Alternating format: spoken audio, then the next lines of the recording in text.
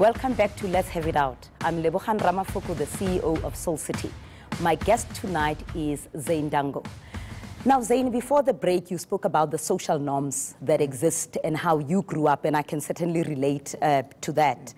And I think part of the compounding problem is that we are speaking about reproductive health and rights. And in doing so, we must recognize that all people have the right to bodily autonomy. Their bodies are theirs, including deciding when and with whom to have sex and whether or not to keep a pregnancy. Now, we have progressive laws, as we have spoken before, but we really do not believe in the autonomy of women to their bodies, especially young women. So, you know, for me, the issue is how in the different roles that you have played in government and also on international platform, how do we make politicians across the region, across the globe, understand this concept of bodily autonomy, particularly for women? I mean, we don't have rules managing how you can use your nose. We don't have rules managing how you can use your arm and saying state funding can go in the way, you know, in how you use your arm or not. But in terms of sexual reproductive health and rights, so many people are telling women what must happen to their wombs. How can that happen with whom? When are we going to have a full understanding, even at international fora, you know, about bodily autonomy for women? Look, unless men, including myself and all of us, accept the notion that women own their bodies and control of what they need to do with their bodies, let's start with sex. They can have sex with whom they want to, when they want to, as long as it's consensual.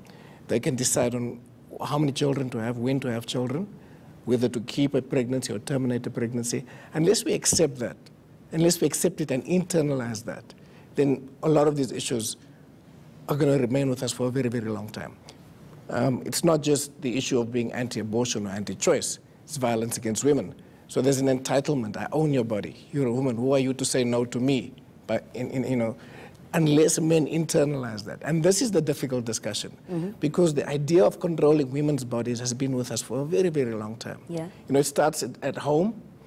You know, it gets amplified in school, in churches, in mosques, in synagogues, that men in beards and with long flowing robes are the patriarchs, and they're in control of women's bodies.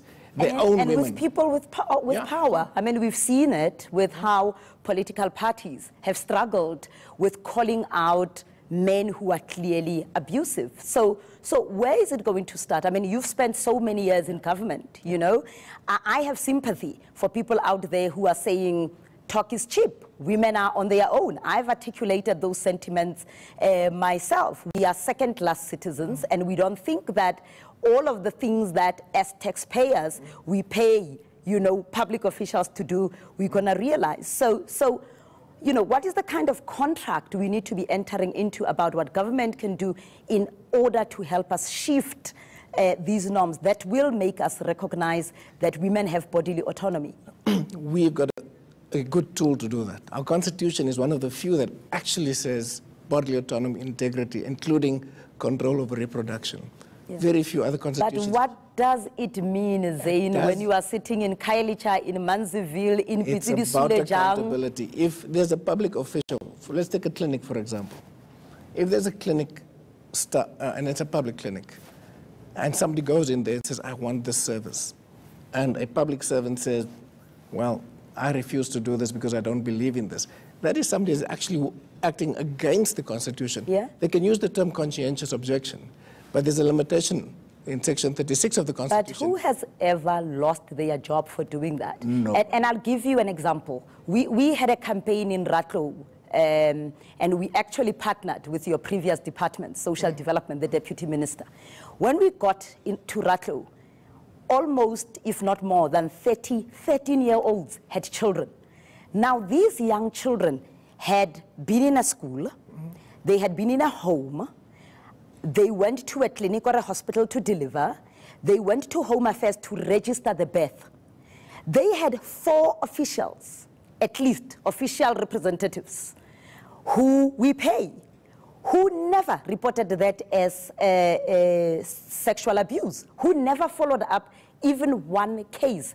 I've certainly not seen anybody who has lost their job, if we want to talk about accountability, on the basis that they have violated people's rights. I mean, if officials can see 13-year-olds who are pregnant and none of them across the value chain are basically saying, hang on, what is happening in that home? What is happening in that community? Accountability. You know, we work with young women. They tell us we don't go to that clinic because of what we experience. When is it going to happen that his role, because people have violated the Constitution, the laws, their oath of office? Well, I think that's the key problem. There's no consequence management. When a 13-year-old gets pregnant and it's done by an adult, there can be consensual sex between people under the age of 16. But if it's somebody over the age of 16, that's not just sexual abuse. That's rape in terms of the Sexual Offences Act. Somebody should have laid a charge. And if there's officials who did not lay that charge or did not work with the learners and other stakeholders to lay those charges, then something is remiss. And again, people are getting away with it because we're making all sorts of excuses for it. But if somebody falls pregnant and the father of that child or the person who made that young girl pregnant is over the age of 18 as an adult, that's a criminal act. And I agree with you. Let's hold it there. We asked you on social media as to whether women's sexual and reproductive health rights are taken seriously in South Africa. Let's hear from one of our viewers. Dangor on Facebook says, women are like secondary citizens. The government has also failed, even the way we are socialized starting from childhood. Thank you, Dangor, for your comment.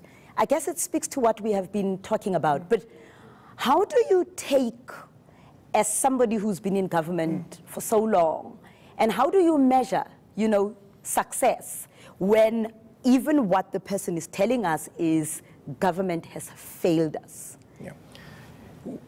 We need to make sure that when you're employed in government to implement certain services, that you do it according to the law and the Constitution.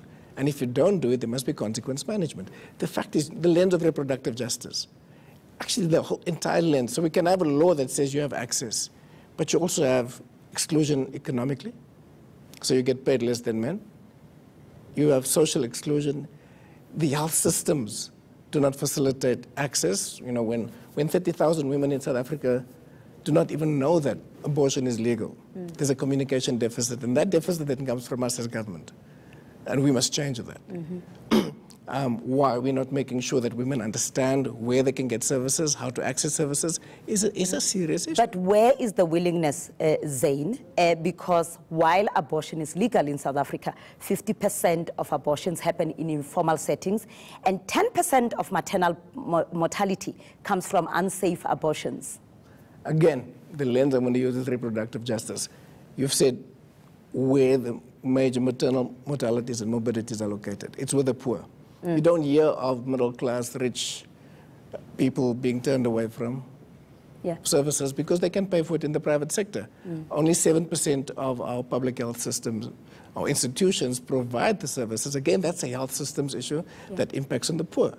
And it's about the internalization of oppression as well, because, you know, we are leading this government.